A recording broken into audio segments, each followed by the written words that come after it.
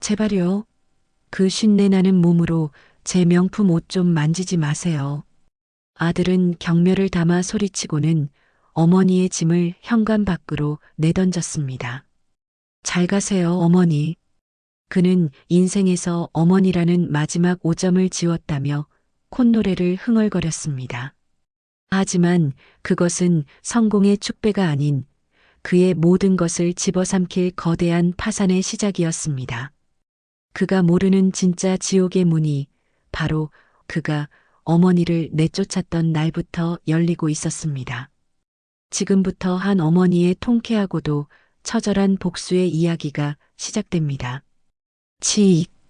최고급 한우의 고소한 냄새가 강남의 야경을 가득 메운 거실에 퍼져나갔습니다. 청운건설 사장인 승철은 마치 대단한 자선이라도 베푸는 사람처럼 거만한 표정으로 집게를 들고 있었죠. 어머니, 자, 이거 먼저 드셔보세요. 이 마블링이 꼭 눈꽃 같지 않습니까? 승철이 잘 구워진 고기 한 점을 어머니 옥자의 접시에 올려주며 목소리를 깔았습니다. 어머니는 기억하실지 모르겠네요. 제가 어렸을 때 시장 정육점 앞에서 남들이 버린 솥뼈다귀라도 얻어오려고 한참을 서성거리셨잖아요.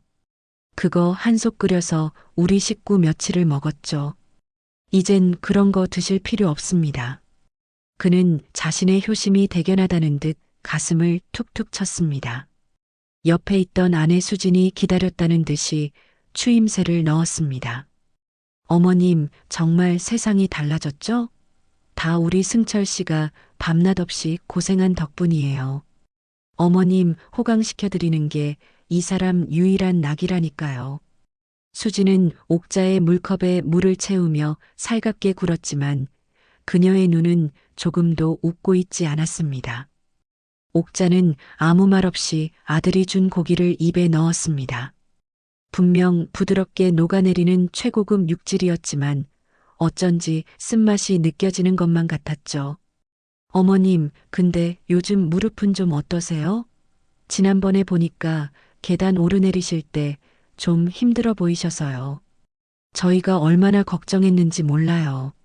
수진이 걱정스럽다는 표정을 지으며 옥자의 무릎을 살폈습니다. 늙으면 다 그렇지, 뭘. 옥자의 무심한 대답에도 수진은 포기하지 않았습니다. 식사는 잘 챙겨 드시는 거죠? 저희 다 출근하고 혼자 계시면 입맛도 없고 저희가 잘 못 챙기는 것 같아서 정말 마음이 안 좋아요. 밑밥을 까는 말들이었지만 옥자는 애써 모르는 척했습니다. 아빠, 나도 고기 줘. 할머니보다 더 큰 걸로. 손녀 하윤의 천진한 외침이 어색한 공기를 잠시 환기시켰습니다. 우리 공주님, 세상에서 제일 큰 걸로 줘야지. 이거 먹고 예쁘게 커서 시집 잘 가야 한다? 승철의 말에 수진이 깔깔 웃으며 받았습니다. 여보, 하윤이도 당신처럼 능력 있는 남자를 만날 거야. 그렇게 키울 거고. 안 그래요, 어머님? 모든 대화의 끝은 결국 돈과 성공으로 이어졌습니다. 그들 부부에게는 그것이 세상의 유일한 척도인 것만 같았어요. 마침내 승철이 헛기침을 한번 하며 식탁의 분위기를 정리했습니다. 어머니, 사실 오늘 이 자리는 저희가 어머니께 드릴 아주 특별한 선물이 있어서 마련한 겁니다. 선물? 네. 그냥 선물이 아니라 어머님의 남은 인생을 편안하게 사실 수 있는 선물이죠. 승철이 턱짓을 하자 수진이 가방에서 화려한 금박 표지의 책자를 꺼내 보였습니다. 짜잔. 어머님, 이게 뭔지 아세요? 바로 실버캐슬 입주 계약서예요. 수진은 책자에 인쇄된 골프를 치고 수영을 하는 노인들의 사진을 손가락으로 가리키며 열변을 토했습니다. 어머님께서 걱정하시는 무릎 통증, 끼니 걱정, 외로움까지 이 모든 걸 한 번에 해결해 드릴 곳이라고요.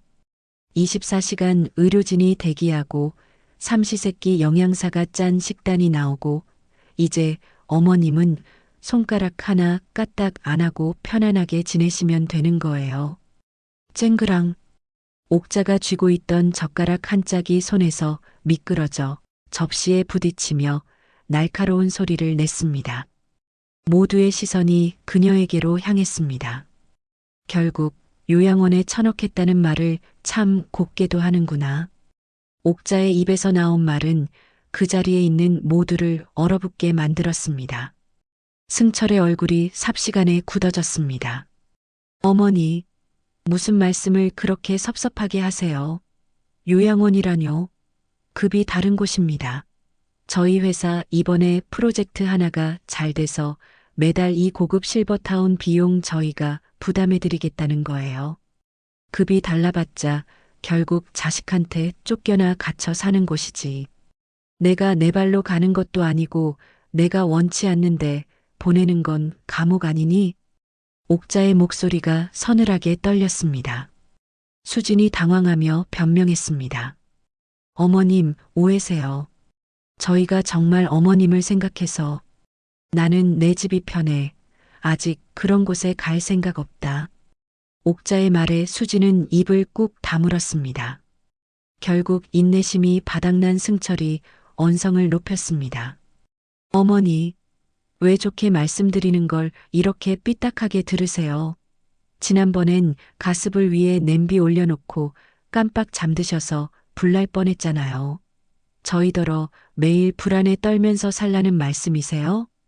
그리고 사실 친한 지인들 집에 부르기도 불편해요. 저희 삶이 없어요. 어머님 때문에. 그의 폭언에 기름을 붓듯 하윤이가 코를 킁킁거리며 외쳤습니다. 맞아. 엄마가 할머니 방에선 이상한 냄새도 난댔어. 쿰쿰한 냄새. 나도 창피해. 그 순간 옥자의 가슴이 무너져 내렸습니다. 아들의 폭언보다 철없는 손녀의 한마디가 더 아픈 비수가 되어 심장을 찔렀습니다. 옥자는 더 이상 아무런 대꾸도 하지 않았습니다. 그리고 그녀는 그저 떨리는 손으로 접시에 떨어진 젓가락을 다시 집어들었습니다.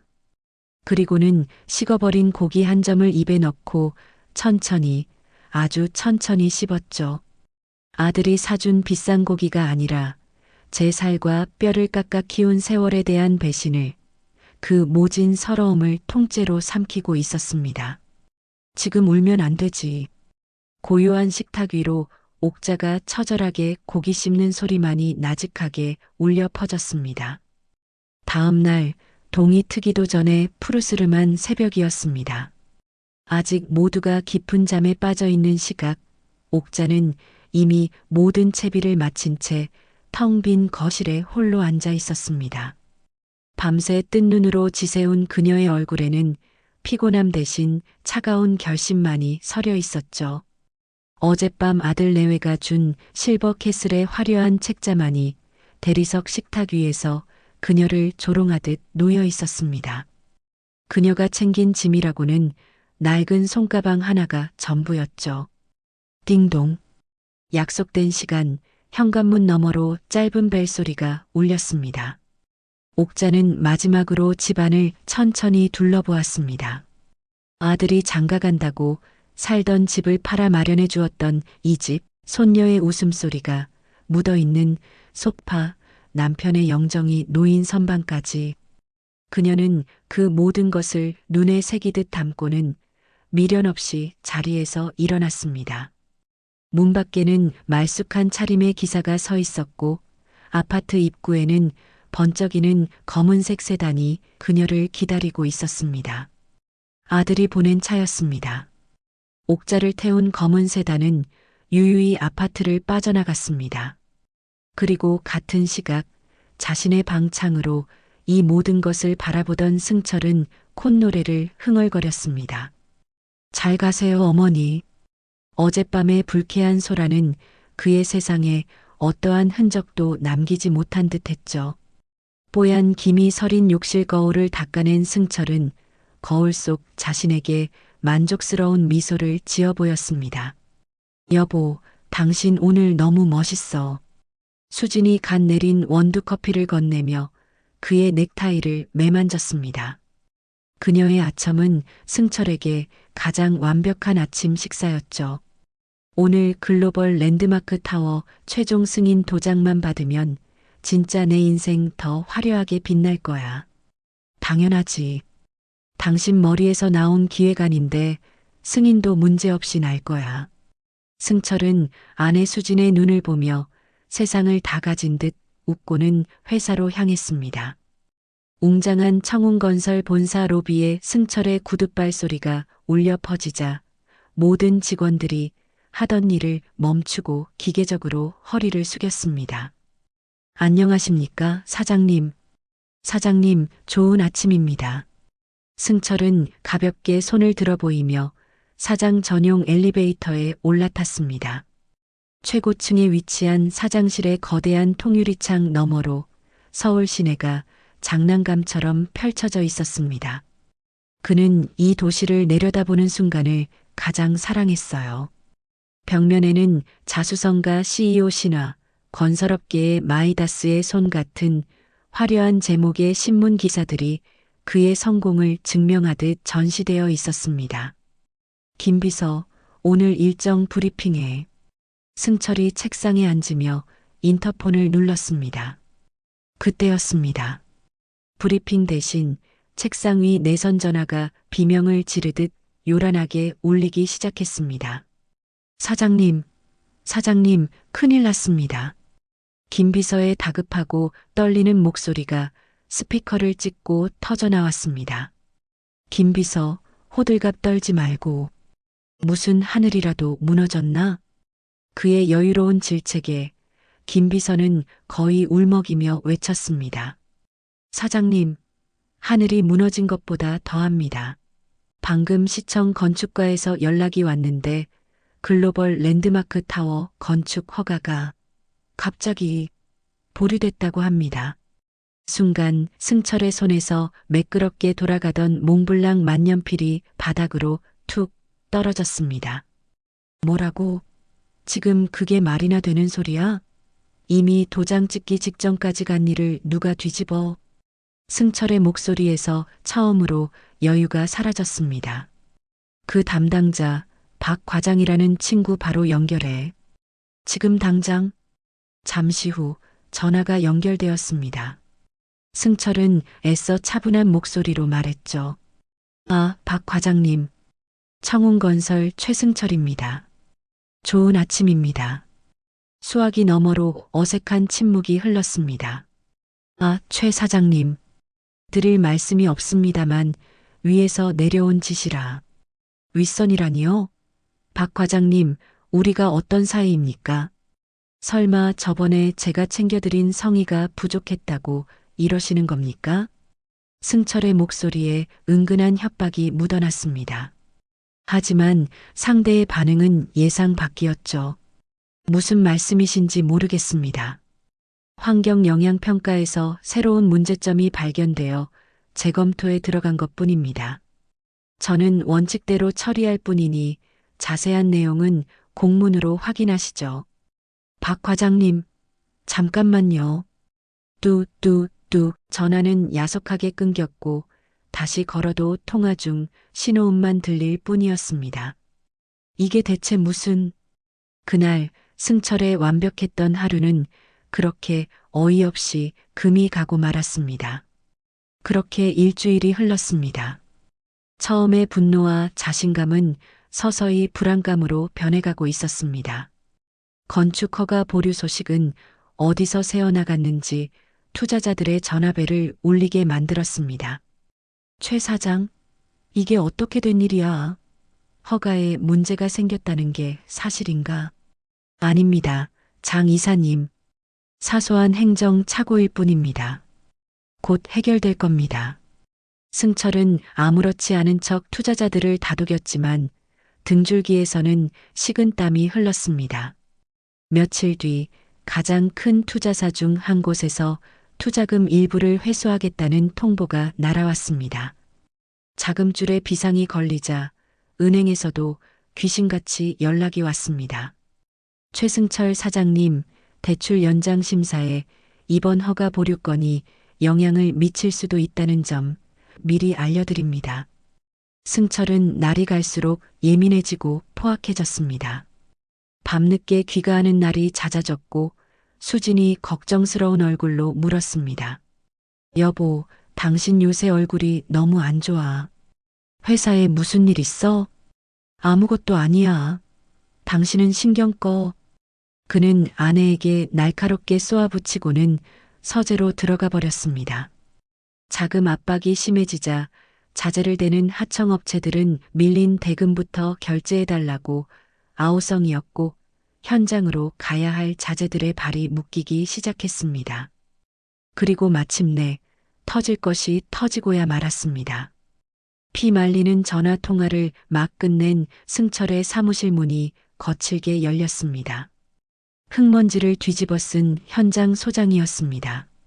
사장님, 지금 현장은 전쟁터입니다. 인부들이 연장을 다 집어 던지고 드러누워서 회사 망하기 전에 밀린 임금부터 내놓으라고 아우성입니다. 일주일간의 불안과 소문이 마침내 공포가 되어 현장을 뒤덮은 것이었습니다. 당장 현장으로 가. 승철이 재킷을 거칠게 움켜쥐고 사무실을 뛰쳐나갔습니다. 현장에 도착한 그를 맞이한 것은 수백 명의 분노한 얼굴들이었습니다. 최 사장 나왔다. 돈 내놔. 당신 믿고 집 대출까지 받았는데 우리 가족 길바닥에 나앉게 생겼어. 그들이 던지는 날 선 고함과 원망의 눈빛 앞에서 승철은 평생 처음으로 무력감을 느꼈습니다.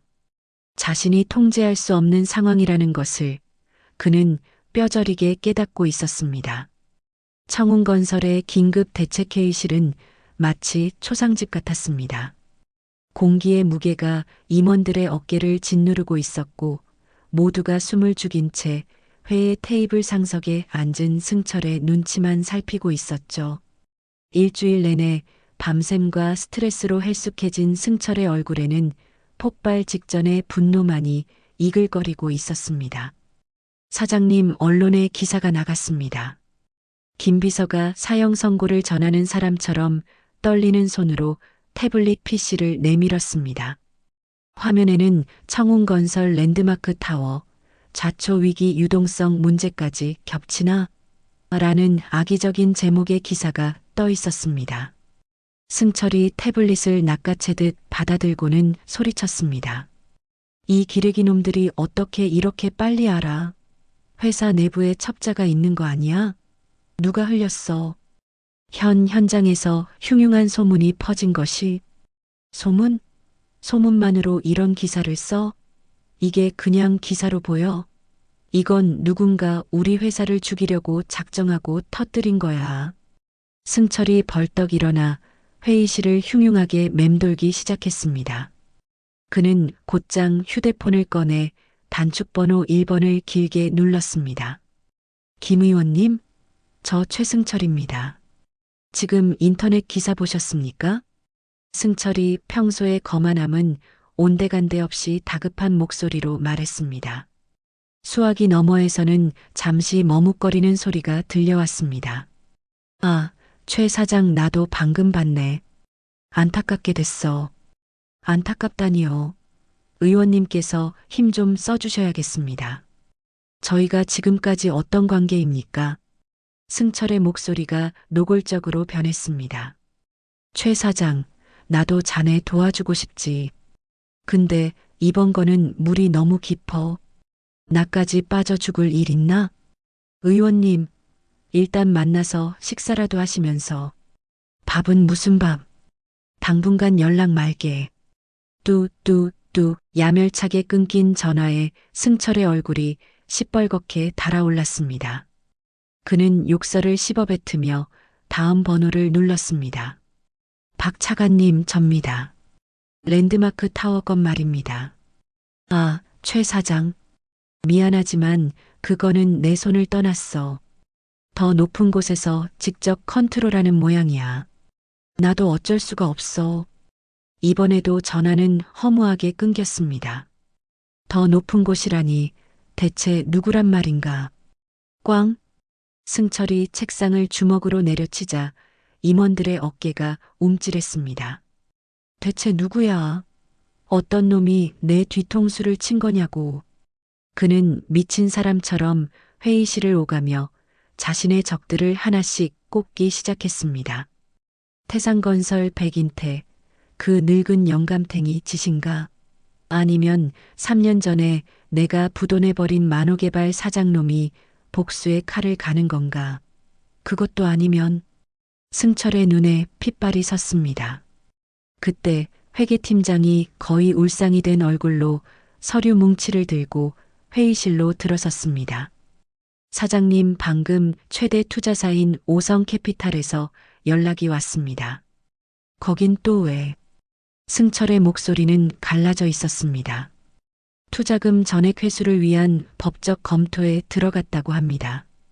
계약서에 명시된 사업에 중대한 차질 발생 시 조항을 근거로 들었습니다. 그 말에 임원들 사이에서 경악에 찬 탄식이 터져 나왔습니다. 오성캐피탈 자금이 빠지면 우리 회사는 얼마나 버틸 수 있어? 승철이 떨리는 목소리로 물었습니다. 회계팀장이 떨리는 손으로 서류를 넘기며 대답했습니다. 자재 대금, 인부들 임금, 은행 이자 모든 걸 고려했을 때 딱 한 달입니다. 한 달 뒤면 어음 하나도 막지 못하고 바로 흑자도산입니다. 사장님. 한 달. 사형 선고와도 같은 그 말에 회의실은 절망으로 가득 찼습니다. 한 달이라니 다들 살 길 찾아봐야 하는 거 아니야? 누군가 작은 목소리로 중얼거렸습니다. 그 목소리는 승철의 귀에 천둥처럼 크게 울렸습니다. 뭐라고? 방금 누가 망한다고 했어. 썩어 빠진 소리 할 거면 당장 짐 싸서 꺼져. 승철이 그 임원을 잡아먹을 듯이 노려보며 소리쳤습니다. 평생 자신 앞에서 굽신거리기만 하던 사람들이 이제는 의심과 동정, 그리고 경멸이 뒤섞인 눈으로 자신을 보고 있었습니다. 그는 회의실을 박차고 나와 자신의 사무실에 혼자 틀어박혔습니다. 창밖의 서울은 아무 일 없다는 듯 평화로웠지만 그에게는 모든 것이 무너져 내리는 아비규환의 현장으로 보였습니다. 내가 뭘 잘못했는데 내가 뭘 그렇게 잘못했다고 나한테 이러는 거야. 승철이 원망 가득한 목소리로 중얼거렸습니다. 평생을 오직 남들을 짓밟고 정상을 향해 달려왔습니다. 그는 자신이 넘어질 수도 있다는 사실 자체를 상상해 본 적이 없었죠. 그래서 지금의 이 추락이 더욱더 믿기지 않았습니다. 같은 시각 최고급 실버타운 실버캐슬의 정원은 비현실적인 평화로움에 잠겨 있었습니다. 아들에게 쫓겨나듯 이곳에 온 옥자는 연못가에 서서 물고기들에게 먹이를 던져주고 있었습니다. 그녀는 더 이상 쉰내나는 초라한 늙은이가 아니었습니다. 몸에 꼭 맞는 고급스러운 회색 정장은 그녀의 기품을 드러냈고 단정하게 올린 머리카락한 올 흐트러짐이 없었습니다. 무엇보다 그녀의 눈빛이 완전히 달라져 있었습니다. 모든 것을 꿰뚫어 보는 듯한 깊고 서늘한 눈빛에는 슬픔 대신 강철 같은 의지가 자리하고 있었습니다. 그때 그림자처럼 한 남자가 그녀의 곁으로 소리 없이 다가왔습니다. 60대 중반에 잘 다림질된 정장을 입은 중후한 신사였습니다.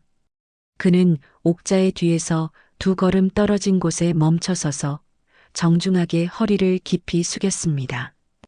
회장님. 옥자는 연못에서 눈을 떼지 않은 채 나지막이 대답했습니다. 그래, 강비서. 수고했어. 그녀의 오랜 충신, 강비서였습니다. 계획대로 청운건설의 숨통을 조여가고 있습니다. 랜드마크 타워는 완벽하게 멈춰섰습니다. 강 비서가 감정 없는 목소리로 보고했습니다. 최승철 사장은 아마 지금쯤 자신이 아는 모든 인맥을 동원해 전화를 돌리고 있을 겁니다. 하지만 아무도 그의 전화를 받지 않을 겁니다. 그래. 김 의원은 다음 총선 공천 문제로 압박을 넣었고 박 차관은 5년 전 덮어두었던 아들 녀석의 비리 자료를 살짝 보여주었습니다. 모두 회장님의 뜻대로 움직여주기로 했습니다. 옥자는 말없이 비단잉어들에게 마지막 먹이를 흩뿌렸습니다. 가장 크고 탐욕스러운 잉어가 다른 잉어들을 밀치고 먹이를 독차지하는 모습이 꼭 제 아들 승철을 보는 것만 같았죠. 그녀의 얼굴에 슬픔과 분노, 그리고 비정한 결단이 뒤섞인 복잡한 표정이 스쳐 지나갔습니다. 아마 일주일 안에 제 발로 회장님을 찾아올 것 같습니다. 더 이상 이곳의 비용도 감당하지 못할 테니까요. 강 비서의 조심스러운 예측에 옥자가 천천히 고개를 저었습니다. 그래, 아마 여기서도 나를 나가라고 하겠지. 그녀의 목소리는 늦가을 서리처럼 차가웠습니다. 그 아이는 아직 아무것도 모를 거야. 자기가 쌓아 올린 건물의 기둥이 누구인지 말이야. 강 비서가 조용히 고개를 끄덕였습니다. 명령만 내리시면 자금줄을 추가로 차단하여 압박의 강도를 높이겠습니다. 아니, 그냥 둬. 옥자가 마침내 연못에서 시선을 돌려 강 비서를 바라보았습니다. 진짜 지옥이 무엇인지 스스로 깨달을 때까지 말이야. 그녀의 목소리는 차갑고 단호했습니다. 지금의 옥자는 거대한 자본을 움직이는 진짜 회장의 위엄을 풍기고 있었습니다. 강 비서, 내가 30년 넘게 그 아이를 키우면서 뭘 배웠는지 아나? 그녀가 근처 벤치에 앉으며 말했습니다. 사람은 배가 부르고 등이 따뜻할 때는 절대 변하지 않는다는 걸 배웠어. 오직 모든 걸 잃고 나락으로 떨어져 봐야 비로소 자기가 누구인지 돌아보게 되지. 옥자가 하늘을 올려다보았습니다. 그 아이는 진짜로 무너져 봐야 해.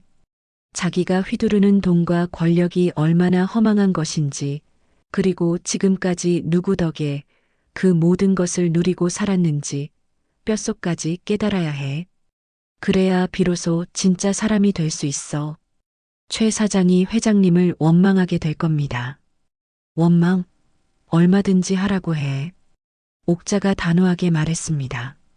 어미를 원망하면서라도 바로 설 수 있다면 나는 그 원망을 평생 짊어지고 갈 생각이야. 지금까지는 너무 쉽게 살았어. 이제 진짜 세상이 어떤 곳인지 배워야 할 시간이야. 그녀는 자리에서 일어나 다시 산책로를 걷기 시작했습니다. 그 걸음걸이에는 한치의 망설임도 연민도 없었습니다. 강 비서는 그녀를 따라 걸으며 고개를 끄덕였습니다. 옥자가 지금의 냉철한 회장님이 되기까지 그 시작은 지금으로부터 30년 전 흙먼지 자욱한 서울 외곽의 한 건설 현장으로 거슬러 올라갑니다. 거대한 굴삭기가 땅을 파헤치는 굉음과 철근 부딪히는 날카로운 소음, 인부들의 거친 욕설이 뒤섞여 쉴 새 없이 몰아치던 곳이었습니다. 모든 것이 거칠고 뜨겁고 또 위험했던 그곳에 그녀가 있었습니다. 당시 30대 후반이었던 옥자의 공식 직함은 작은 하청 건설사 대한종합건설의 경리였습니다. 하지만 그녀는 그저 장부의 숫자만 맞추는 평범한 경리가 아니었죠. 도면 위를 훑는 그녀의 눈빛은 웬만한 설계사보다 날카로웠고 굳은 살이 박인 손가락으로 도면을 짚어가며 무언가를 쉴 새 없이 계산하고 있었습니다. 그녀에게 도면은 단순한 그림이 아니라 수많은 사람의 목숨이 달린 생명의 설계도였습니다. 어이, 옥자씨, 또 그거 보고 있어? 그러다 도면에 구멍 나겠네.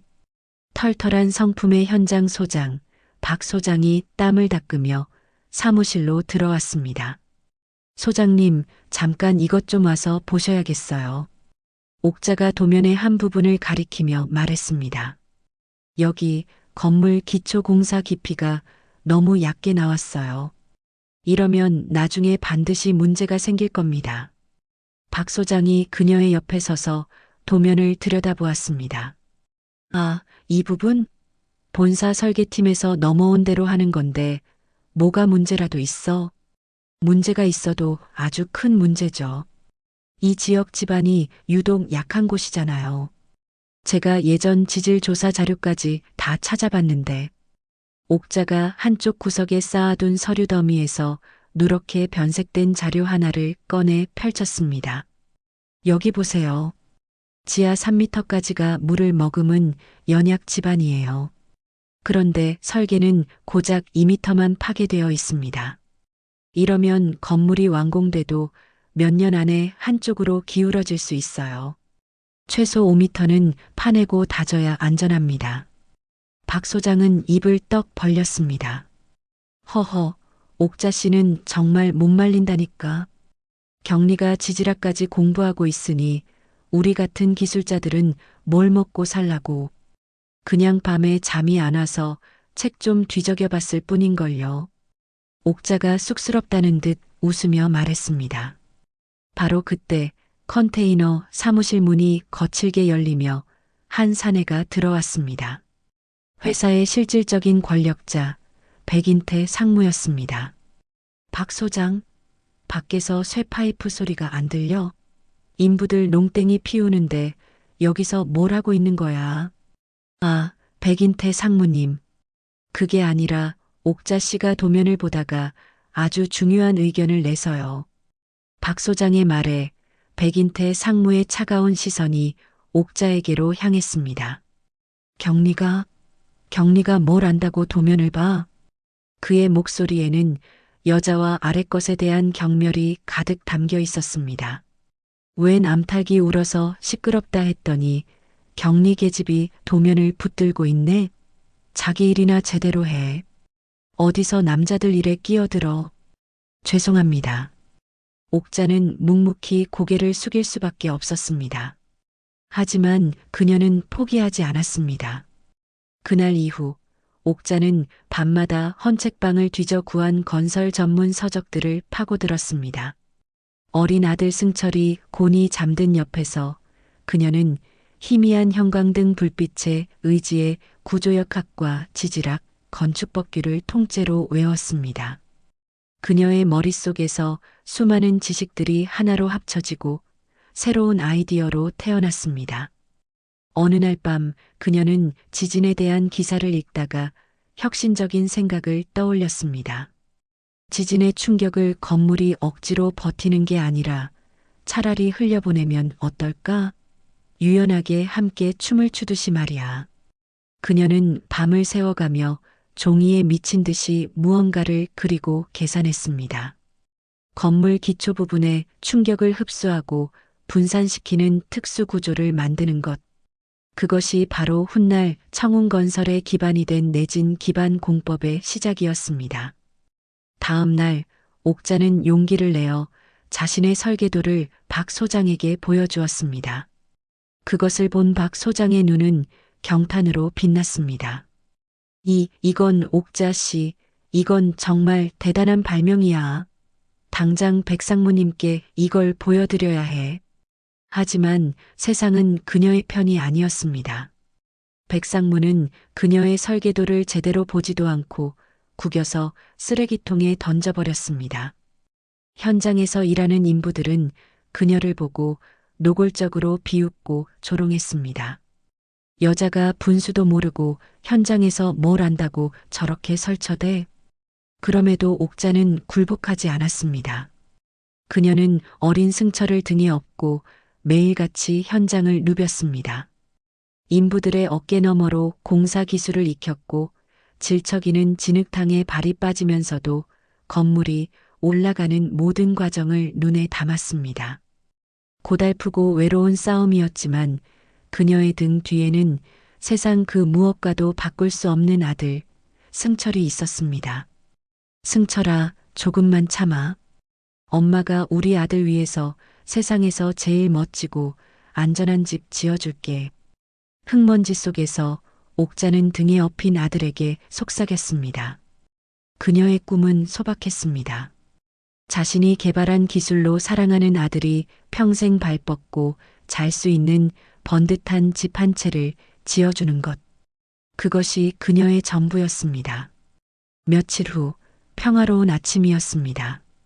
옥자는 어린 승철의 밥그릇에 생선살을 발라주며 여느 때와 같은 하루를 시작하고 있었죠. 평소처럼 습관적으로 펼쳐든 신문의 한 귀퉁이에서 그녀의 심장을 멈추게 한 제목을 발견하기 전까지는 말입니다. 혁신적인 내진 기반 공법 개발, 대한종합건설 백인태 상무, 특허 출원 쾌거. 옥자의 손에서 젓가락이 툭 하고 떨어졌습니다. 기사 속에는 자신이 밤을 새워가며 그렸던 설계도와 건물의 충격을 분산시킨다는 핵심 이론이 마치 백인태 자신의 것인 양 자랑스럽게 소개되어 있었습니다. 심지어 자신이 설계도 한쪽에 메모해 두었던 문구까지 그대로 실려 있었습니다. 이럴 수가. 옥자의 입술이 파르르 떨렸습니다. 피가 거꾸로 솟고 온몸에서 힘이 빠져나가는 기분이었습니다. 엄마, 왜 그래? 얼굴이 하얘. 옆에서 우유를 마시던 어린 승철이 걱정스러운 눈으로 물었습니다. 아니야, 아무것도 승철아. 엄마가 회사에 급한 볼일이 생겨서 잠깐만 다녀올게. 집 잘 보고 있어. 옥자는 겉옷을 되는 대로 걸쳐 입고 집을 뛰쳐나갔습니다. 머릿속이 뒤죽박죽이었지만 단 하나는 분명했습니다. 가서 따져야 했습니다. 내 것을 되찾아야 했습니다. 옥자는 숨을 헐떡이며 회사로 달려가 백인태 상무의 사무실 문을 거칠게 열어젖혔습니다. 백인태 상무님. 옥자가 신문지를 그의 책상 위에 내던지며 소리쳤습니다. 이게 대체 뭡니까? 제가 피땀 흘려 만든 설계도를 어떻게 상무님 이름으로 특허를 낼 수가 있어요? 백인태는 소파에 앉아 차를 마시다가 불청객의 등장에 미간을 찌푸리며 천천히 일어났습니다. 이거 봐라. 격리 주제에 상무실 문을 발로 차고 들어와. 내까짓 게 뭘 안다고 기술이니 특허니 떠들어. 꿈이라도 꿨어. 제 서랍에서 설계도 훔쳐가신 거 다 알고 있습니다. 박 소장님도 증인이에요. 소장님께서 제 설계도를 보시고 분명히 대단하다고 하셨단 말입니다. 옥자가 분노에 찬 목소리로 외쳤습니다. 백인태는 코웃음을 쳤습니다. 증인? 박 소장? 어디 한번 불러보지. 마침 복도를 지나가던 박 소장이 소란을 듣고 사무실로 들어왔습니다.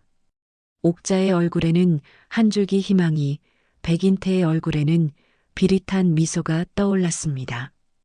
박 소장님, 잘 오셨어요. 제 얘기 좀 해주세요. 이 설계도 제가 만든 거 맞죠?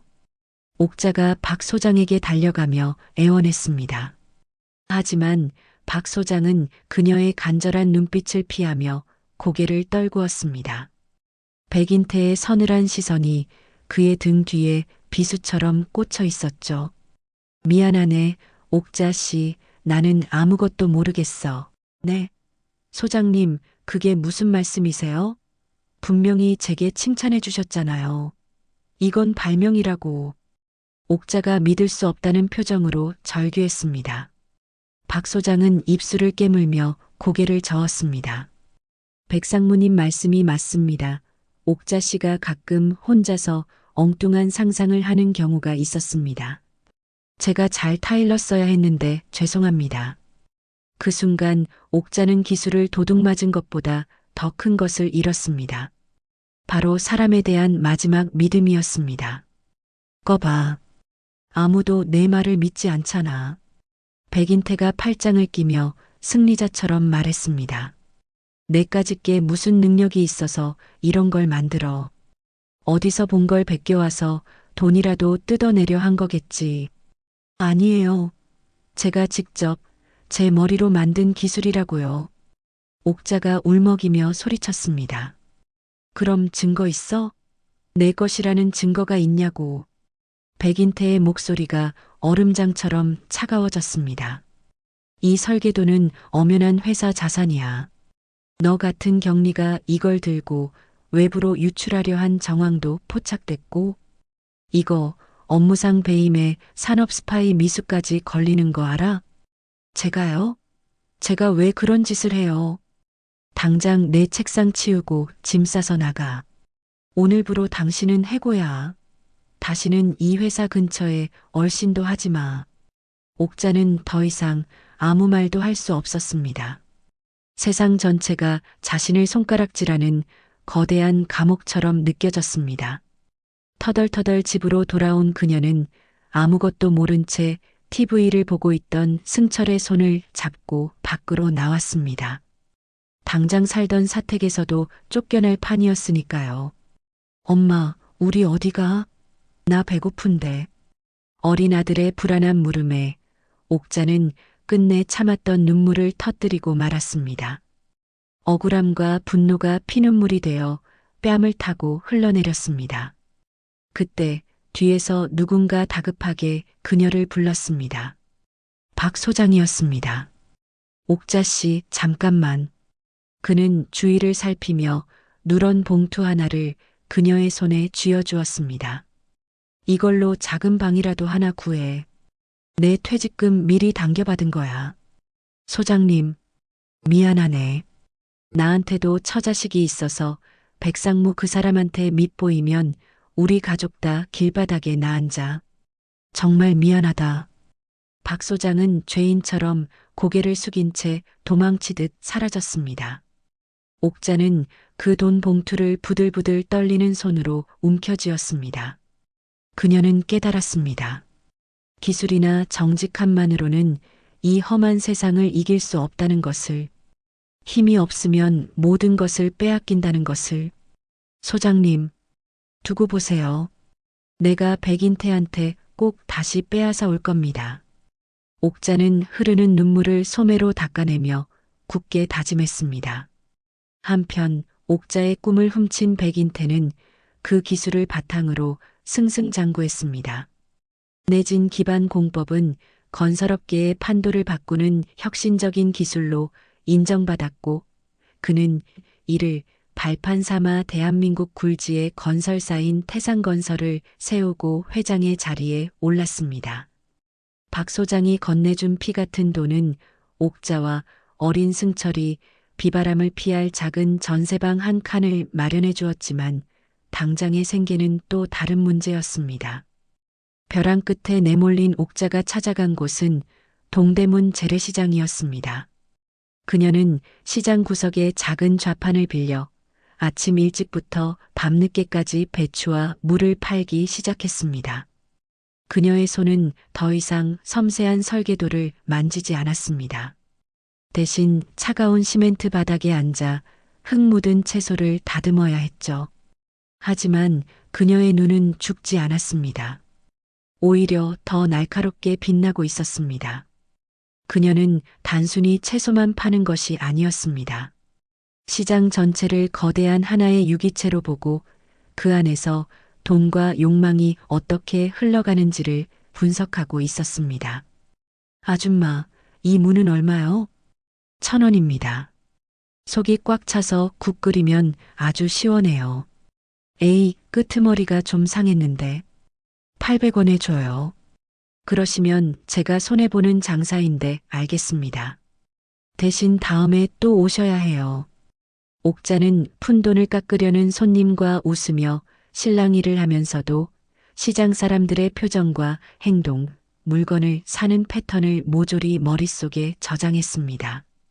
어떤 좌판의 물건이 가장 먼저 동나는지, 어떤 상인이 어음을 막지 못해 전전긍긍하는지 그녀의 눈에는 모든 것이 보였습니다.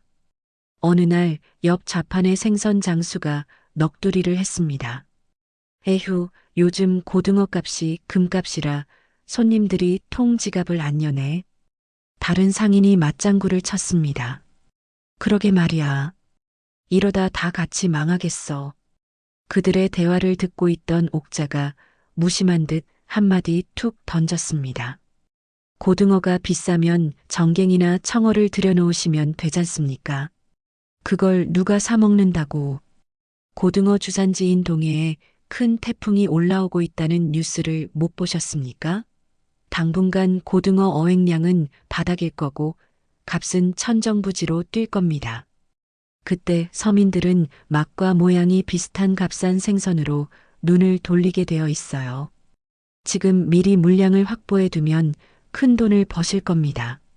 상인들은 반신반의했지만 며칠 뒤 옥자의 예측은 정확히 맞아떨어졌습니다. 이런 일이 몇 번 반복되자 시장 상인들은 더 이상 옥자를 그저 채소 파는 뜨내기 아줌마로 보지 않게 되었습니다. 신용을 얻은 옥자는 다음 단계로 나아갔습니다. 상인들을 모아놓고 작은 개를 제안했죠. 여러분, 매달 10만 원씩 붙는 갯돈 하나 만들어 봅시다. 제가 개주를 맡아 꼼꼼하게 관리하겠습니다. 급전이 필요할 때 서로에게 큰 힘이 될 겁니다. 그동안 옥자에게 신뢰를 쌓았던 상인들은 그녀의 말을 믿고 하나둘씩 참여하기 시작했습니다. 옥자는 한치의 오차도 없이 장부를 관리했고 약속한 날짜에 정확히 갯돈을 지급하며 강철 같은 신용을 쌓아 나갔습니다. 신용이 쌓이자 돈이 모였고 옥자는 그 돈을 씨앗 삼아 시장 상인들을 상대로 작은 사금 융업을 시작했습니다. 사람 보는 정확한 눈을 가진 그녀는 될성 부른 상인에게는 낮은 이자로 돈을 빌려줘 재기할 발판을 마련해 주었고 허황된 장사꾼에게는 단돈 10원도 내주지 않았습니다. 그러던 어느 날 오후 옥자의 눈에 한 남자가 들어왔습니다. 남루한 작업복 차림으로 시장 바닥에서 잡부 일을 하는 사내였죠. 다른 잡부들이 막걸리 값 내기나 하며 시간을 죽일 때 그는 혼자 구석에 앉아 중얼거리고 있었습니다. 돼지고기 값이 계속 오르는 걸 보니 시카고 선물 시장의 옥수수 사료값이 또 요동을 치겠군. 옥자의 귀가 번쩍 뜨였습니다. 미국 중앙은행이 금리를 동결했으니 달러는 약세로 돌아설 테고 환율이 불안정해지면 수입 물가는 전부 오를 수밖에 없어. 그의 입에서 나오는 말들은 시장 잡부가 할 수 있는 수준의 이야기가 아니었습니다. 옥자는 직감했습니다. 저 남자는 보통 사람이 아니다. 그녀는 한 달 동안 그 남자를 그림자처럼 지켜봤습니다. 그의 예측은 단 한 번도 틀리지 않았습니다. 그가 기름값이 올랐다고 말한 다음 날에는 어김없이 운송비가 올라 채소값이 들썩였습니다. 마침내 옥자는 결심을 굳혔습니다. 어느 날 저녁 일을 마치고 지친 몸을 이끌고 시장을 나서는 남자의 앞을 막아섰습니다. 잠깐만요. 남자가 의아한 표정으로 그녀를 돌아봤습니다. 저한테 무슨 일이라도? 당신 정체가 뭡니까? 옥자가 단도직입적으로 물었습니다. 남자의 눈이 당황으로 흔들렸습니다. 무슨 말씀이신지 저는 그냥 잡부강 씨입니다. 잡부가 선물 거래나 환율을 논합니까? 썩은 동태 눈깔들만 가득한 이 시장 바닥에서 유일하게 당신 눈만은 살아있더군요. 옥자는 품에서 낡은 봉투 하나를 꺼내 그에게 건넸습니다. 이 안에 현금 500만 원이 들어 있습니다. 제가 가진 전 재산입니다. 남자가 놀라 봉투를 바라보았습니다. 이걸 저한테 왜? 당신의 죽은 줄 알았던 야망에 다시 불을 지펴볼 기회를 주는 겁니다. 이 돈으로 한 달 안에 2배를 만들어 오세요. 단 투기가 아닌 투자로 말입니다. 남자가 잠시 망설이다가 물었습니다. 만약 실패하면 어떻게 됩니까? 그럼 당신은 내 눈이 틀렸다는 걸 증명하는 그냥 평범한 잡부인 거죠. 옥자의 말에 남자의 눈빛이 이글거리기 시작했습니다. 그는 봉투를 굳게 움켜쥐었습니다. 제 이름은 강철민입니다. 알겠습니다. 한번 해보겠습니다. 좋아요. 한 달 뒤, 오늘 이 시간에 여기서 봅시다. 옥자가 고개를 끄덕였습니다. 이것은 단순한 거래가 아닌 두 사람의 운명적인 첫 만남이었습니다. 강철민이 정확히 한 달 후 약속 장소에 나타났을 때 그의 남루했던 행색은 온데간데 없었습니다. 비록 헌 옷이었지만 깔끔하게 다려 입은 옷차림에 무엇보다 그의 눈빛이 예전의 총기를 되찾아 빛나고 있었습니다. 그는 말없이 1,000만 원이 든 봉투를 옥자에게 건넸습니다. 그날 이후 시장 좌판 아래에서 시작된 두 사람의 동업은 작은 불씨를 거대한 용광로로 만들었습니다. 옥자가 사람과 시장의 흐름을 읽어 돈의 맥을 짚어내면 강철민은 그 맥을 날카로운 숫자로 바꿔 돈을 긁어 모았습니다. 주식, 부동산, 기업 인수 현장에서 성공을 거둔 두 사람은 투자 세계에서도 두드러진 성과를 내기 시작했습니다. 그렇게 몇 년의 세월이 흘러 승철이 대학 입시를 앞둔 고등학교 3학년이 되었습니다. 시장에서 파김치가 되도록 일하고 돌아온 옥자의 눈에 책상에 앉아 늦은 시간까지 공부하는 아들의 뒷모습이 들어왔습니다. 승철아, 이제 그만하고 저녁 먹어야지. 그러다 몸 상하겠다. 옥자가 앞치마를 두르며 말했습니다. 엄마, 저 이것 좀 보세요. 이번 전국 모의고사에서 50등 안에 들었어요. 승철이 환하게 웃으며 성적표를 흔들었습니다. 어머나 세상에, 우리 아들이 이렇게나 잘했어? 옥자가 성적표를 받아들고 제1처럼 기뻐했습니다. 돈으로 세상을 사는 법을 배우고 있었지만 그녀에게 진정한 세상은 오직 아들, 승철이 하나뿐이었습니다. 이 정도면 서울대 법대도 문제 없을 것 같아요. 꼭 합격해서 호강시켜 드릴게요. 엄마는 괜찮아. 네가 이렇게 잘 커주는 게 엄마한테는 최고의 호강이야. 옥자가 아들의 머리를 자랑스럽게 쓰다듬었습니다. 죄송해요, 엄마. 저 때문에 시장에서 하루 종일 고생만 하시고. 아들의 진심 어린 말에 옥자는 자신의 이중 생활이 때로는 아들의 마음에 짐이 된다는 사실에 가슴 한쪽이 아려왔습니다. 승철은 약속대로 대한민국 최고의 명문대에 합격했습니다. 그리고 졸업 후 모두가 원하는 대기업 입사 대신 창업을 선언했습니다. 엄마, 저 건설회사를 차리고 싶어요. 그 말을 듣는 순간 옥자는 심장이 덜컥 내려앉는 것 같았습니다. 아들이 기어코 자신이 피눈물을 흘리며 떠나야 했던 그 길로 돌아가려 하는 것이었습니다. 건설회사는 많이 힘들 거야. 괜찮겠니? 옥자가 일부러 걱정스러운 척 물었습니다. 자금이 문제긴 한데 어떻게든 해볼 거예요. 요즘엔 창업 지원 프로그램도 꽤 있더라고요. 꼭 성공해서 엄마 다시는 시장 바닥에 앉아 고생 안 하시게 할게요. 아들의 결의에 찬 표정에서 옥자는 과거 자신의 모습을 보았습니다. 며칠 뒤 옥자는 강 비서를 은밀히 불렀습니다. 강 비서, 승철이가 창업 자금이 필요한 모양이야. 얼마를 준비할까요, 회장님? 우선 10억. 하지만 절대 내가 주는 돈이라는 걸 알아선 안 돼. 그 아이는 제 힘으로 일어섰다고 믿어야 해. 그래야 더 높이 날 수 있어. 자존심이 그 아이의 날개가 될 걸세. 알겠습니다. 미래투자개발이라는 유령 법인을 통해 유망 청년 사업가 지원 명목으로 투자하겠습니다. 며칠 후 승철은 믿을 수 없는 소식을 듣게 되었습니다. 네, 익명의 투자자가 제 사업 계획서만 보고 10억을 투자하겠다고요? 네, 최승철 씨의 가능성을 아주 높게 평가했다고 합니다. 승철은 이것이 모두 자신의 능력과 노력 덕분이라고, 하늘이 내린 기회라고 굳게 믿었습니다.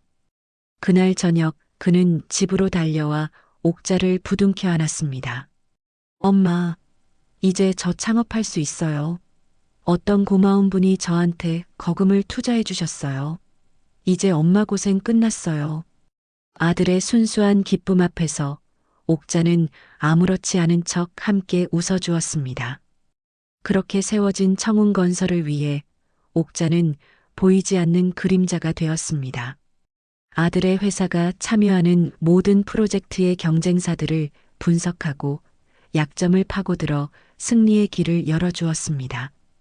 회장님, 이번 신도시 아파트 건설 프로젝트에 태산건설도 참여한다고 합니다. 백인태가 또 끼어들었군. 옥자의 눈이 차갑게 빛났습니다. 강비서, 태산건설의 입찰가를 미리 알아내. 그리고 우리가 만든 페이퍼 컴퍼니를 이용해서 더 높은 가격의 허위 입찰 정보를 흘려 그들을 방심하게 만들어.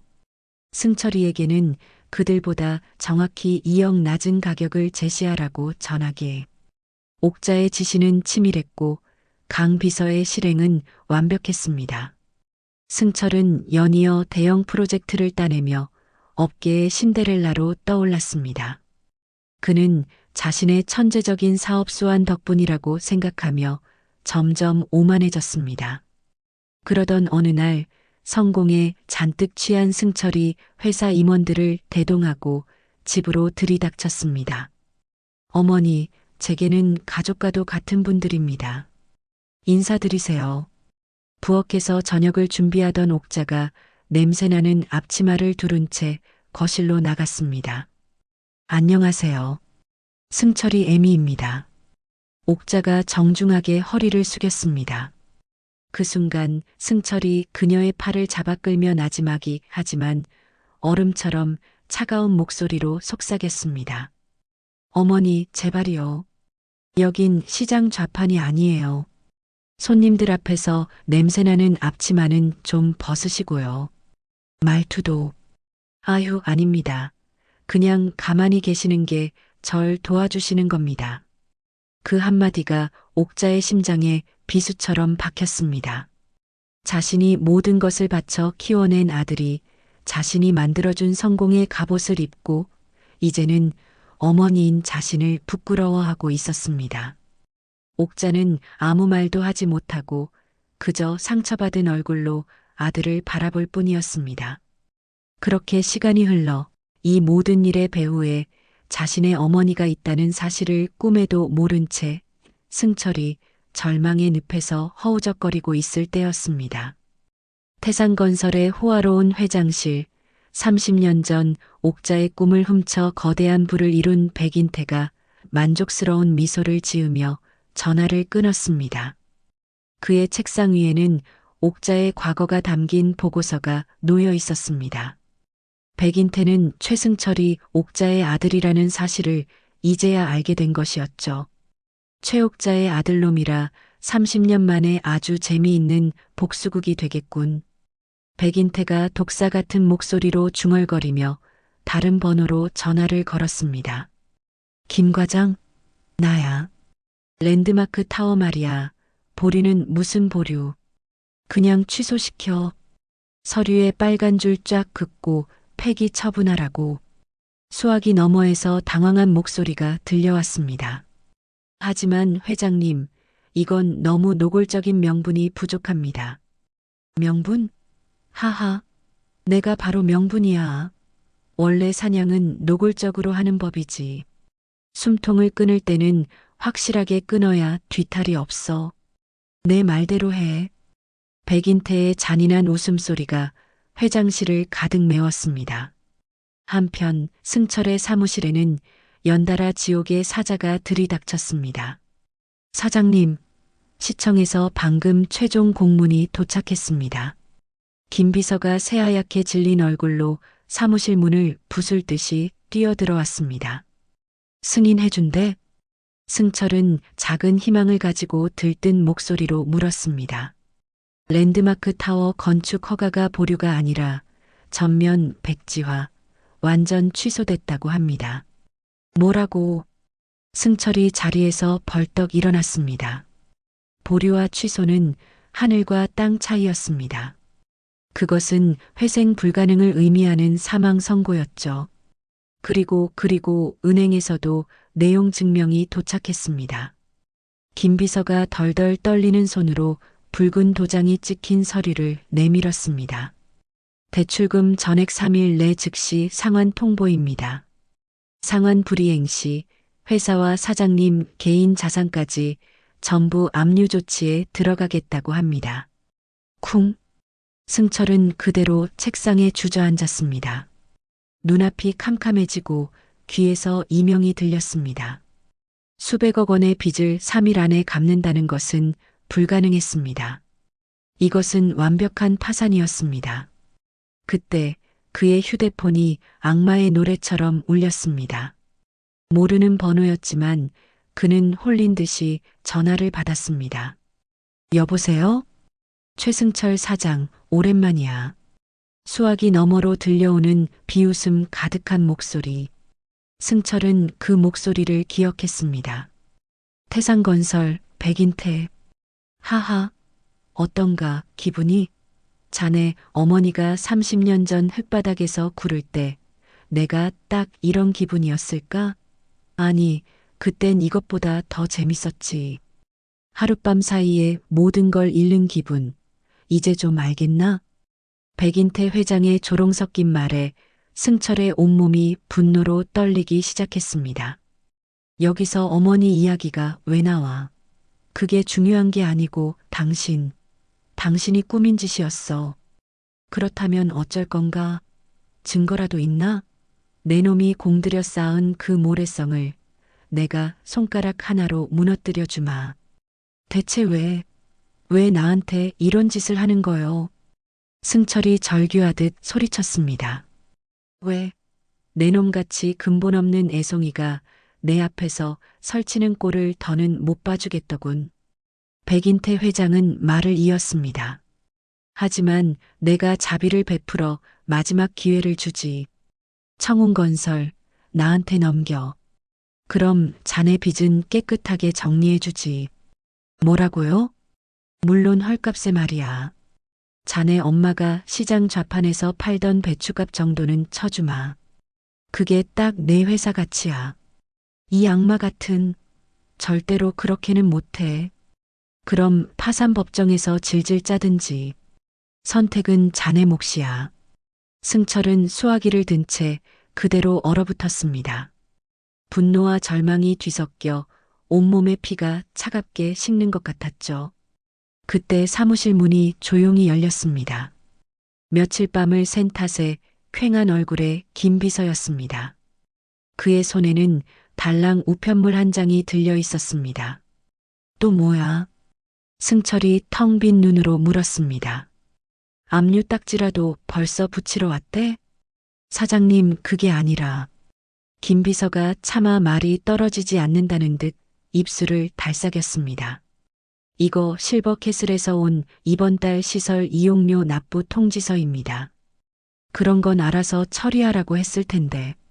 승철은 만사가 귀찮다는 듯 손을 내저었습니다. 하지만 김 비서는 움직이지 않고 우두커니 서 있었습니다. 하지만 사장님 금액이 뭐? 승철이 신경질적으로 우편물을 낚아챘습니다. 그리고 통지서에 적힌 숫자를 본 순간 그의 눈이 커졌습니다. 월 이용료 900만 원. 그는 이 숫자를 소리내어 읽어볼 수도 없었습니다. 불과 몇 주 전까지만 해도 그에게는 껌값도 안 되는 돈이었습니다. 어머니에게 선물이라며 생색을 냈던 바로 그 금액이었죠. 하지만 지금은 달랐습니다. 승철의 입에서 실성한 듯한 웃음이 터져 나왔습니다. 하하하. 사무실에 텅 빈 그의 웃음소리만이 울려 퍼졌습니다. 파산 직전인 그에게 월 900만 원은 말도 안 되는 금액이었습니다. 이 통지서는 그가 얼마나 완벽하게 몰락했는지를 증명하는 사망 선고문이나 다름없었습니다.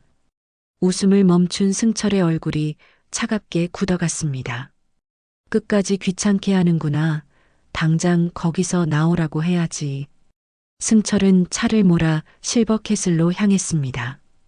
그의 발걸음은 마지막 남은 재정적 부담, 어머니라는 이름의 족쇄를 끊어내러 가는 길이었죠. 그의 머릿속에서는 지금부터 어머니에게 쏟아내야 할 비참한 말들이 계속해서 맴돌았습니다.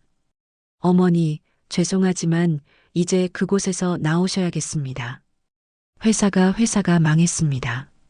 이 말을 어떻게 꺼내야 할까? 그는 차가운 가죽 시트에 몸을 기댄 채 자신의 처지를 비관하며 건조한 웃음을 흘렸습니다. 어머니에게 선물이라며 의기양양하게 밀어넣었던 최고급 실버타운이 이제는 그의 파산을 조롱하는 월 900만 원짜리 기념비처럼 느껴졌습니다. 라운지에 들어선 그는 어머니를 찾았습니다.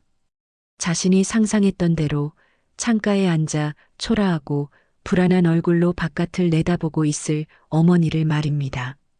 하지만 그의 예상은 처참하게 빗나갔습니다. 그가 비참한 소식을 전하려던 초라한 노파는 그곳에 없었습니다. 대신 그가 감히 말도 붙일 수 없을 것 같은 위엄을 지닌 여인이 고고하게 앉아 차를 마시고 있었습니다. 승철은 완전히 다른 사람 앞에 서 있는 듯한 착각에 빠졌습니다. 어머니? 승철이 믿을 수 없다는 듯 멍하니 그녀를 불렀습니다. 왔니? 옥자의 목소리는 얼음장처럼 차가웠습니다. 그때 옥자의 곁에 그림자처럼 서 있던 강 비서가 승철을 향해 정중하게 고개를 숙였습니다. 안녕하십니까? 최승철 사장님. 누구세요, 당신은? 강 비서님다. 인사하거라. 옥자의 간단한 대답에 승철은 더욱 혼란스러워졌습니다. 비서요? 어머니가 무슨 비서를? 그의 비아냥거림에도 강 비서는 표정 하나 바꾸지 않고 입을 열었습니다. 앉으시죠, 사장님. 지금부터 제가 드리는 말씀을 잘 들으셔야 할 겁니다. 강 비서는 마치 남의 이야기를 하듯 건조하고 차분한 목소리로 30년간 봉인되었던 진실의 판도라 상자를 열기 시작했습니다. 사장님의 어머님, 최옥자 회장님은 단순한 시장 상인이 아니십니다. 30년 전, 강 비서는 옥자가 개발했던 혁신적인 기술, 백인태의 배신, 그리고 시장 바닥에서 다시 일어서 거대한 부를 이룩한 모든 과정을 설명했습니다. 승철은 마치 자신의 어머니가 아닌 다른 사람의 일대기를 듣는 것처럼 멍하니 앉아 있었습니다. 사장님의 청운건설 그 창업 자금 10억 원과 지금까지의 모든 성공 뒤에는 회장님의 보이지 않는 손이 있었습니다. 그의 머릿속이 빠르게 회전하기 시작했습니다. 그리고 이번 랜드마크 타워 허가 보류, 그것은 아드님이 너무 오만해지는 것을 막기 위한 회장님의 마지막 경고였습니다. 하지만 백인태가 그 틈을 파고들어 일이 이렇게까지 커진 겁니다. 강 비서의 설명이 끝나자 라운지에는 무거운 침묵이 내려앉았습니다.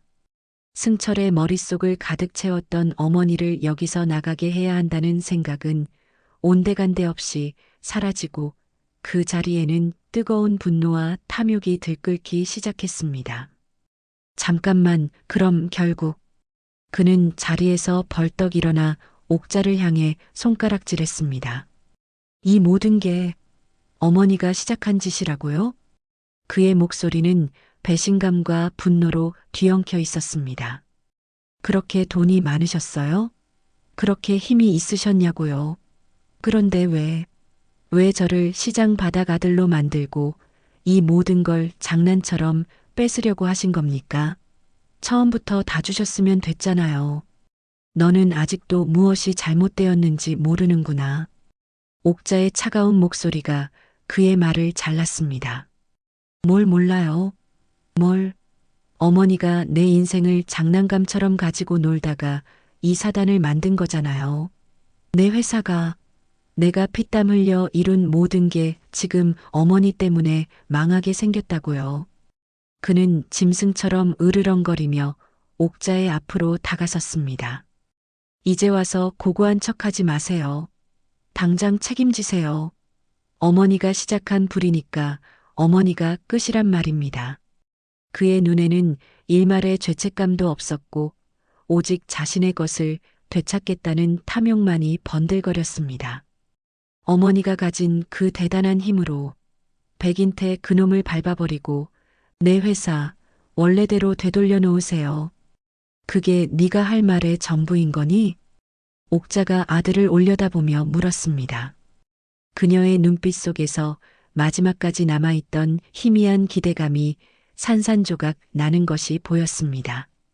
아들의 입에서 쏟아지는 가시돋친 말들이 그녀가 마지막까지 붙들고 있던 희망의 끈을 갈기갈기 끊어버렸습니다.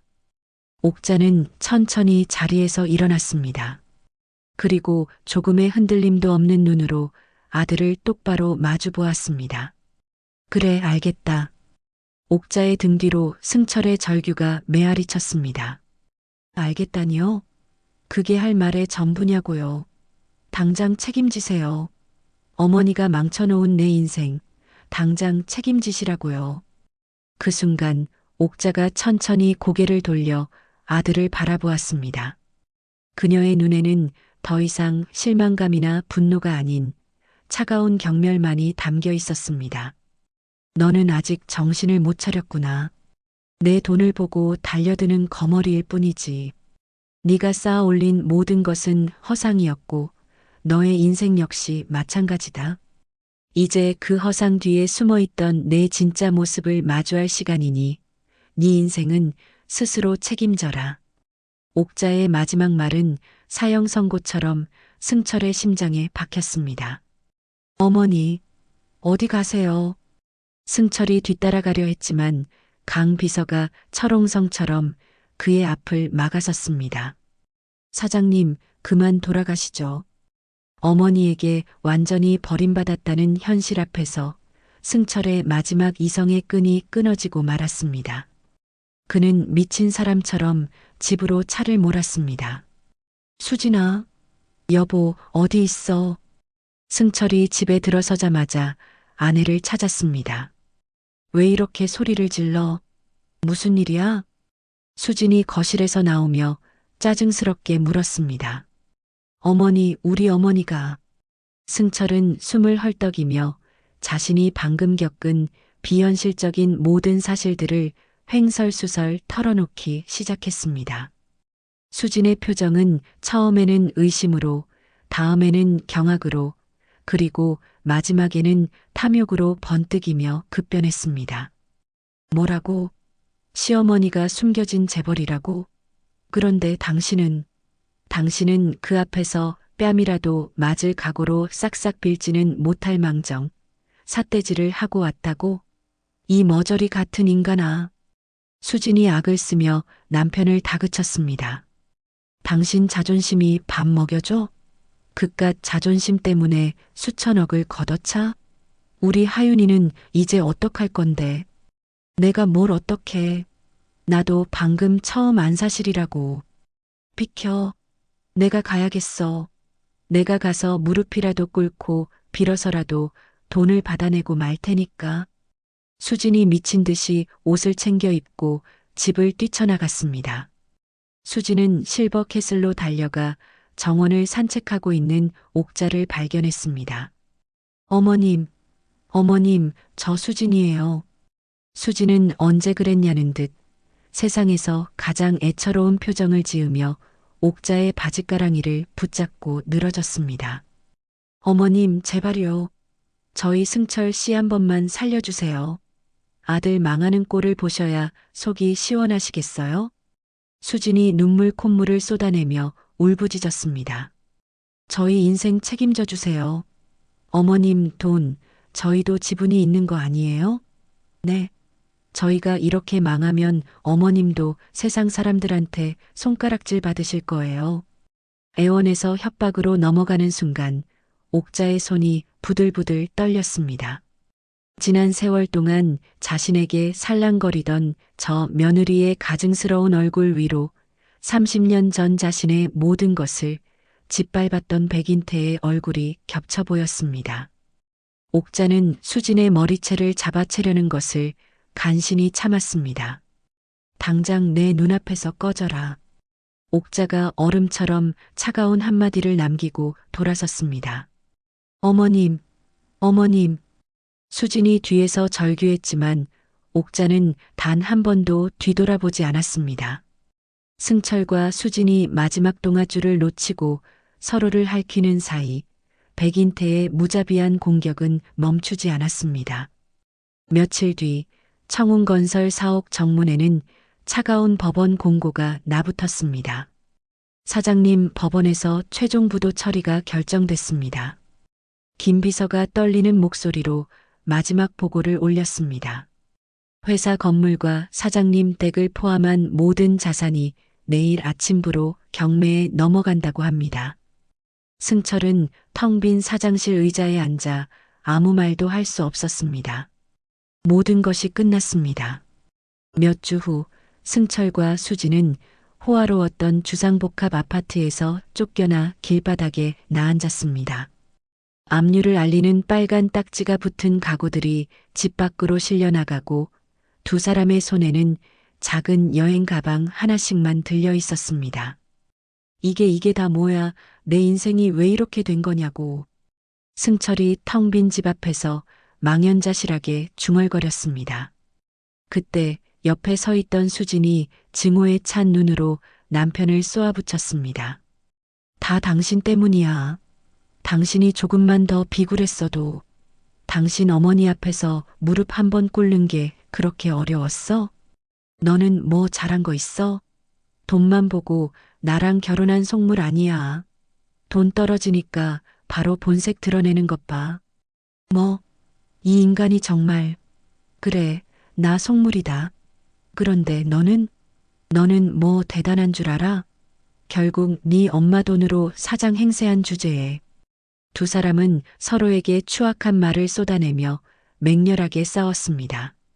한때 강남의 스카이라인을 바꾸겠다던 야망 넘치던 사업가와 우아한 사모님이었던 두 사람의 모습은 온데간데 없었습니다. 그들의 발밑으로 그들이 평생 쌓아 올렸다고 믿었던 모든 것이 먼지처럼 부서져 내리고 있었습니다. 몇 달의 시간이 흘렀습니다. 한때 강남의 화려한 불빛을 온몸으로 누렸던 승철과 수지는 이제 서울 변두리의 곰팡 내 나는 허름한 월세방에서 간신히 숨만 붙이고 살고 있었습니다. 방 한 칸에 부엌과 화장실이 엉겨붙은 비좁은 공간이 그들의 세상 전부가 되었죠. 수진이 퉁퉁 불어터진 컵라면을 젓가락으로 뒤적이며 도끼 서린 눈물을 흘렸습니다. 이게 사람 사는 꼴이니? 당신 친구 와이프는 오늘도 유럽 여행 갔다고 SNS에 사진 올렸더라. 그런데 우리는 여기서 썩은 컵라면이나 먹고 있고. 승철은 아무 대꾸도 하지 않았습니다. 모든 것을 잃은 후 그는 살아있는 시체나 다름없었습니다. 텅 빈 눈으로 천장의 곰팡이를 응시하는 것이 그가 하는 일의 전부였습니다. 뭐라도 좀 해봐. 막노동이라도 나가서 돈을 벌어오란 말이야. 이렇게 평생 벽만 보고 앉아있을 셈이야? 수진의 날카로운 비명이 그의 귓전을 때렸습니다. 그 순간 몇 달 동안 닫혀있던 승철의 입이 처음으로 열렸습니다. 내가 도대체 뭘 잘못한 거지? 그것은 항변이 아닌 영혼의 밑바닥에서부터 길어올린 진정한 질문이었습니다. 뭐라고? 수진이 놀라 남편을 바라보았습니다. 대체 어디서부터 무엇이 잘못돼서 내 인생이 이렇게까지 망가졌을까? 승철의 텅 빈 눈동자에 과거의 장면들이 파노라마처럼 스쳐 지나갔습니다. 어머니를 집에서 내쫓으면서 냄새난다고 모욕했던 자신의 잔인함. 성공의 단맛에 취해 시장 좌판에 앉아 있는 어머니를 부끄러워했던 자신의 오만함. 마지막 순간까지 자신을 구원하려던 어머니의 진심을 내 인생을 망쳤다며 발로 짓밟았던 자신의 패륜. 그 모든 순간들이 날카로운 유리 조각이 되어 그의 심장을 후벼 팠습니다. 어머니는 얼마나 아프셨을까, 얼마나 외로우셨을까. 마침내 승철의 눈에서 뜨거운 눈물이 쏟아져 내렸습니다. 그것은 자신의 처지를 비관하는 눈물이 아니었습니다. 생전 처음으로 타인의 고통에 공감하며 흘리는 뒤늦은 참회의 눈물이었습니다. 나는 정말 짐승만도 못한 놈이었어. 어머니의 사랑과 희생을 성공의 발판으로만 삼았으니 그는 어린아이처럼 오열했습니다. 수지는 난생 처음 보는 남편의 모습에 압도되어 아무 말도 하지 못했습니다. 한참을 울던 승철이 벌떡 자리에서 일어났습니다. 어디가? 어머니께 가야겠어. 승철이 비틀거리며 문을 열었습니다. 밖에서는 차가운 가을비가 세차게 내리고 있었습니다. 지금 이 밤에 비까지 오는데 어딜 간다는 거야? 지금이 아니면 안 돼. 지금 가서 용서를 빌어야 해. 내 모든 것이 사라지고 나서야 비로소 내가 얼마나 큰 죄를 지었는지 깨달았다고 그렇게라도 말씀드려야겠어. 승철은 우산도 챙기지 않고 빗속으로 뛰어들었습니다. 빗줄기를 온몸으로 맞으며 그가 향한 곳은 지금은 다른 사람이 살고 있는 옛날의 그 집, 어머니가 자신을 낳고 키웠던 추억이 깃든 그 집 앞이었습니다. 굳게 닫힌 대문 앞에 도착한 승철은 빗물이 고인 바닥에 그대로 무릎을 꿇었습니다. 어머니, 어머니. 승철이 목이 터져라 소리쳤습니다. 제가 잘못했습니다. 이 죄인을, 이 불효자식을 용서하지 마세요. 제가 정말 잘못했습니다. 그는 흙탕물에 이마를 박고 오열했습니다. 어머니를 버리려 했던 것도, 부끄러워했던 것도, 마지막 순간까지 원망했던 것도 전부 다 제 잘못입니다. 이제는 남의 집이 되어버렸다고 생각한 그 집에서 보이지 않는 어머니의 영혼을 향해 자신의 죄를 고하고 있었습니다. 정말 진심으로요. 한편 같은 시각 옥자는 강 비서와 함께 30년간 준비해온 복수의 마침표를 찍고 있었습니다. 회장님, 방금 전 백인태가 검찰에 긴급 체포되었습니다. 강 비서가 보고했습니다. 30년 전 기술 탈취 혐의의 공소시효는 지났지만 그 이후 저지른 수천억 원대의 분식회계와 횡령, 배임 혐의는 차고 넘칩니다. 아마 평생 감옥에서 썩게 될 겁니다. 그래, 잘 됐네. 옥자의 목소리는 담담했습니다. 그녀의 눈가에 아주 희미하게 물기가 어렸습니다. 청운건설의 자산 경매는 어떻게 되었나? 말씀하신 대로 저희가 만든 자회사를 통해 모두 낙찰받았습니다. 이제 청운건설은 온전히 다시 회장님의 소유가 되었습니다. 그로부터 1년의 시간이 흘렀습니다. 청운건설의 가장 높은 곳, 승철이 앉아있던 회장실의 주인은 바뀌어 있었습니다. 묵직한 원목 책상 위에는 회장 최옥자라는 명패가 주인의 위엄을 과시하듯 놓여 있었습니다. 그녀는 더 이상 아들을 위한 그림자가 아니었습니다. 30년 전 흙먼지 속에서 꿈을 도둑맞았던 한 여인이 마침내 세상의 빛으로 나와 자신의 철학으로 새로운 세상을 짓고 있었습니다. 강 비서, 우리가 추진 중인 저소득층 무상임대주택 프로젝트는 어떻게 되어가나? 옥자가 창밖에서 눈을 떼지 않은 채 물었습니다. 차질 없이 진행되고 있습니다. 회장님. 벌써부터 입주 신청이 폭주하고 있습니다. 회장님께서 늘 말씀하시던 사람을 위한 건설이 드디어 현실이 되고 있습니다. 강 비서가 감격이 어린 목소리로 보고했습니다. 그래, 이제야 비로소 내가 진짜 짓고 싶었던 집을 짓는 것 같구나. 옥자의 얼굴에 아주 오랜만에 만족스러운 미소가 떠올랐습니다.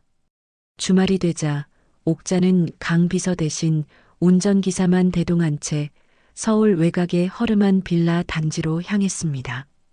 최고급 세단이 낡은 빌라 앞에 멈춰 서자 동네 사람들의 호기심 어린 시선이 쏠렸습니다. 옥자는 차에서 내려 익숙한 듯 2층으로 올라갔습니다. 녹슨 철문을 두드리자 잠시 후 문이 열리며 수진이 나타났습니다. 한때 강남 사모님으로 화려함을 뽐내던 그녀의 모습은 온데간데 없었습니다. 화장기 없는 얼굴, 소박한 시장 옷, 그리고 설거지와 허드레실로 거칠어진 손. 하지만 이상하게도 예전보다 훨씬 더 편안하고 사람다운 얼굴을 하고 있었습니다. 어머님. 수지는 귀신이라도 본 듯한 표정으로 말을 더듬었습니다. 들어가도 되겠느냐? 네. 물론이죠. 어서 들어오세요. 수진이 허둥지둥 문을 활짝 열었습니다. 집안은 비좁았지만 나름대로 깔끔하게 정돈되어 있었습니다. 거실 한쪽 구석에는 승철이 작업복 차림으로 웅크리고 앉아 있었습니다. 그의 앞에는 여러 권의 인테리어 기술 서적이 펼쳐져 있었죠. 한때 세상을 호령하던 오만한 CEO의 모습은 찾아볼 수 없었고, 굳은 살이 박인 손으로 책장을 넘기는 겸허한 기술자의 모습만이 남아 있었습니다. 어머니. 승철이 자리에서 일어나 죄인처럼 고개를 깊이 숙였습니다. 그때 방 안에서 작은 그림자가 뛰쳐나왔습니다. 할머니. 어느새 훌쩍 자란 하윤이가 옥자의 품으로 와락 안겼습니다. 아이고, 우리 강아지. 하윤이, 그새 또 이렇게 컸어? 옥자의 얼음 같던 얼굴이 손녀를 안는 순간 봄눈처럼 녹아내렸습니다. 그녀는 하윤이를 품에 꼭 안고 한참 동안 등을 토닥였습니다. 할머니, 나 받아쓰기 100점 맞아서 학교에서 상 받았어. 정말? 우리 하윤이 장하다. 참 잘했네. 옥자는 손녀의 머리를 쓰다듬으며 승철과 수진을 번갈아 쳐다보았습니다. 이 할미가 우리 하윤이 보고 싶어서 왔지. 그 말은 두 사람에게 못을 박는 것처럼 들렸습니다. 요즘 어찌 지내느냐? 저는 인테리어 기술 배우고 있습니다. 낮에는 작은 공사 현장에서 막일부터 하고 밤에는 책 보면서 공부합니다. 승철이 조심스럽게 대답했습니다. 저는 동네 식당 주방에서 설거지 일하고 있어요. 수진이 고개를 숙인 채 말했습니다. 힘들지는 않고? 옥자의 물음에 수진이 처음으로 고개를 들고 희미하게 웃었습니다. 아니에요, 어머님. 제 손으로 땀 흘려번 돈으로 우리 하윤이 과자 사줄 때가 세상에서 제일 뿌듯하고 행복해요. 그 솔직한 대답에 옥자는 말없이 가방에서 작은 통장 하나를 꺼내 테이블 위에 놓았습니다. 이건 내 돈이 아니다. 내 유일한 피부치인 하윤이에게 주는 것이다. 옥자가 손녀의 머리를 쓰다듬으며 말했습니다. 이걸로 작은 평수 아파트 얻어서 이사 가거라. 이건 하윤이 때문에 주는 거고, 그리고 남은 돈으로 미천 삼아 작은 가게라도 하나 얻어 다시는 내게 손 벌릴 생각 말고 너희들 힘으로 땀 흘려 다시 일어서 봐라. 성공하든 실패하든 그건 너희들 몫이다. 승철과 수지는 통장을 바라보며 아무 말도 할 수 없었습니다. 어머니. 승철의 눈에서 굵은 눈물방울이 뚝뚝 떨어졌습니다. 고맙다는 말은 듣기 싫다. 이건 너희를 용서하는 것이 아니라 내 손녀를 위한 할미의 마지막 도리일 뿐이니. 옥자의 말에 승철과 수지는 그 자리에 무릎을 꿇고 말없이 큰 절을 올렸습니다. 두 사람의 등 뒤로 지난 1년간의 고통과 참회가 눈물이 되어 흘러내렸습니다. 옥자는 자리에서 일어나 미련 없이 현관으로 향했습니다. 어머니, 가시는 겁니까? 옥자가 돌아보지 않고 말했습니다. 하윤이는 내가 가끔 보러 올 거야. 그녀가 문을 열며 마지막으로 말했습니다. 너희들 힘으로 이제는 정말 제대로 한번 살아보거라. 옥자가 떠난 뒤 승철과 수지는 한참 동안 그 자리에 무릎을 꿇은 채 앉아 있었습니다. 차에 올라탄 옥자는 백미러로 점점 멀어지는 낡은 빌라를 바라보았습니다. 그녀의 입가에 지난 30년의 세월이 담긴 아주 옅고 조용한 미소가 피어올랐습니다. 오늘 이야기 어떠셨나요? 혹시 끝까지 함께 해주신 분이 계시다면 잘 들었다고 댓글 하나만 남겨주세요. 여러분에게도 따뜻하고 빛나는 날들이 찾아올 거예요. 구독과 좋아요는 다음 이야기를 이어가는 큰 힘이 됩니다. 지금까지 오늘도 사연이었습니다. 더 깊고 따뜻한 이야기로 다시 찾아뵐게요. 편안한 하루 보내세요. 감사합니다.